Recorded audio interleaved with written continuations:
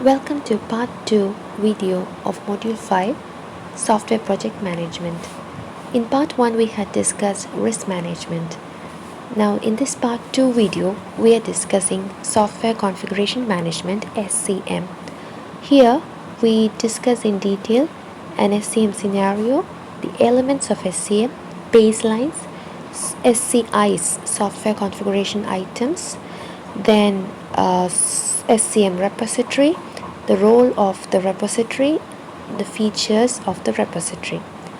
And the next portion, that is a SCM process, will be discussed in part 3 video. So what is software configuration management?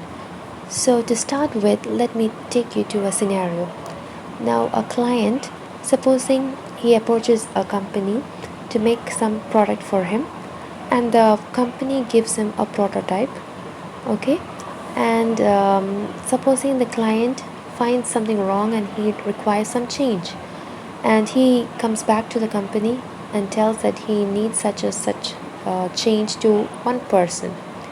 Now the person by himself cannot make the change and just give it to him. The change has to undergo a formal kind of procedures. Okay, it has to be set forth before the authority members, and once after the formal meeting or technical reviews and so on, only this change can be forwarded or approved, and the change can be made and then given back to the client. So we find that this SCM, that is software configuration management, is nothing but a change management. Okay, how you go about a change. When a change occurs, how you would do the change. It does not happen simply. It has a lot of procedures. So let's see the definition. SCM is a set of activities that has been developed to manage change throughout the life cycle of computer software, and the purpose is definitely to systematically control changes to the configuration. So why this hectic procedure is to maintain the integrity and traceability of the configuration throughout the system's life cycle. So because everybody in the meeting will be well informed of the change and the product and its nature and all that, so traceability of the configuration or the item can easily be noted. Okay, then what is software configuration item, SCI? So they're nothing but the little items, that is computer programs, documentation or data.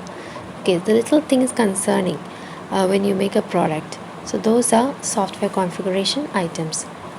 Next, what is the constituent, or what are the constituents in SCM scenario? Explain SCM scenario. So here in this scenario, the people involved are the project manager, configuration manager, software engineers, and the customers. It is just gone a bit.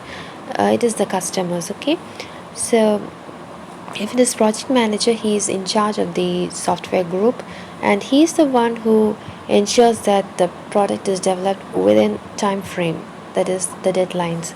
Okay, he monitors the development, reacts to the problems and so on. And the configuration manager is the one in charge of the change management, that is CM, change management procedures, okay, or configuration management procedures.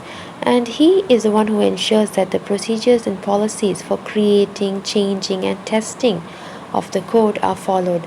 So all the procedures of change management, there are many procedures, so that means the configuration manager is the one who ensures that these things are followed.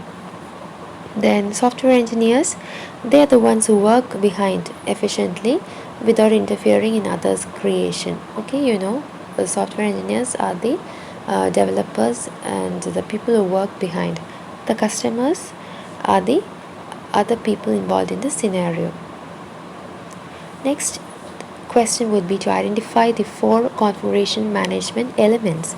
So they are the component elements, process elements, construction elements, human elements.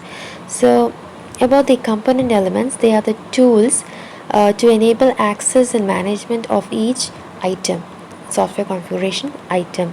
And the process management, the process elements are the collection of procedures and tasks that help change management. Okay, then construction elements are the tools that help to automate our software construction. Human elements are the team actually that uses these tools and processes for all these changes. Okay. Next, baselines.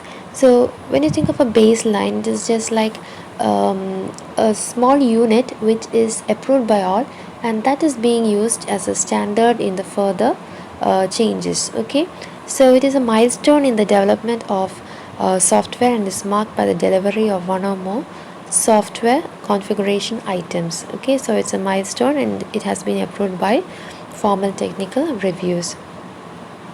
So you can see a figure which shows the changes to establish a baseline. Explanation is given below. So in the figure, as a result of software engineering tasks, you form the SCIs, and SCIs actually they undergo the formal technical reviews and they get approved and they are stored in a project database. Okay, it's a repository actually. So you have the stored SCIs here, and they are the baselines. And in fact, it could extract some of them, and any change could be made if needed. That is imposing the SCM controls and the software engineering task. You get the modified SCIs, which again will be undergoing FTRs, that is formal technical reviews, and get approved again and get stored back into the database. Okay. So what is software configuration item? So we discussed it that they are the little or the computer programs or the data or the little parts of a software. So the SCIs are organized to form the configuration objects actually. So these items, they form the objects. Configuration objects has a name and attribute and is related to even other configuration objects. For example, let's see a test specification configuration object. Okay, so that is this position. Okay, you have test specification and it comprises of SCIs like test plan, test procedure, test cases, as you can see here.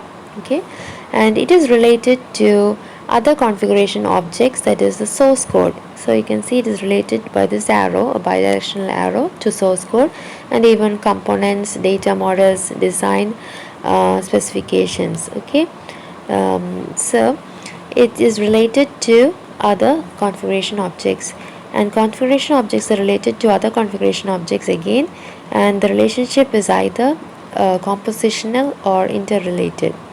So that is shown by this arrow. Okay, then if one of them changes, naturally the other one has to be changed. So that is the what is explicitly shown in the figure. So they are related. Now it's about the SCM repository. So in early days, the SCIs were maintained as paper, but now as you saw in the previous figure, they are stored in the database. So you can see SCIs are maintained in a project database or repository. Now what is the role of this repository? So it is a set of mechanisms and data structures that allow a team to manage a change in an effective manner. So better than having paperwork, it is well comfortable if you store them in your system, right? So it provides functions of DBMS, database management system, in addition to the normal functions of the DBMS, that is data integrity, information sharing, tool integration or data integration, then methodology enforcement, document standardization are other roles of the repository.